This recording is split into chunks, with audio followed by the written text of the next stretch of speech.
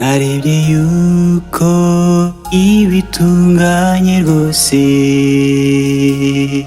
byose bifite aho bigarukira,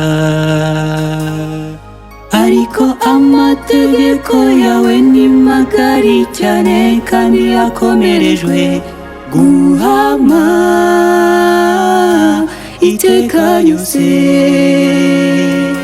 Yesu aravuga ati bitekereza ko naje gukuraho amategeko cyangwa ibyahanuwe, oya siko biri, ariko kugeza aho isi n'ijuru bizashiraho amategeko ntazavaho n'inyuguti imwe.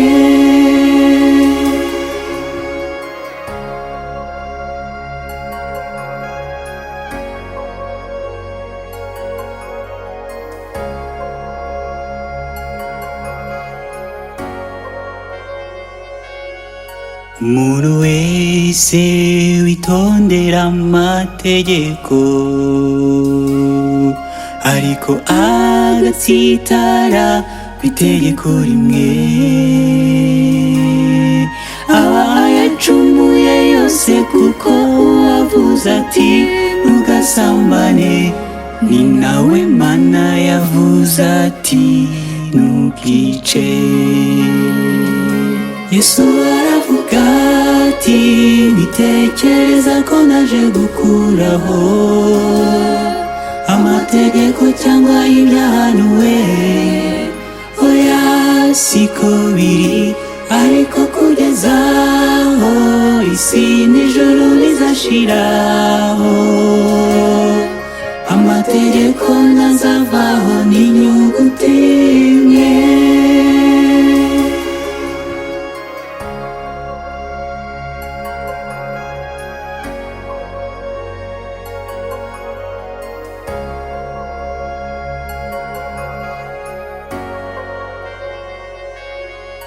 Bene data umvira ijambo ry'Imana,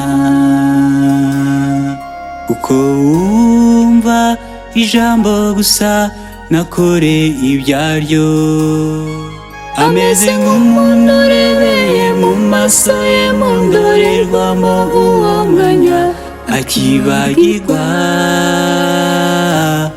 uko asa,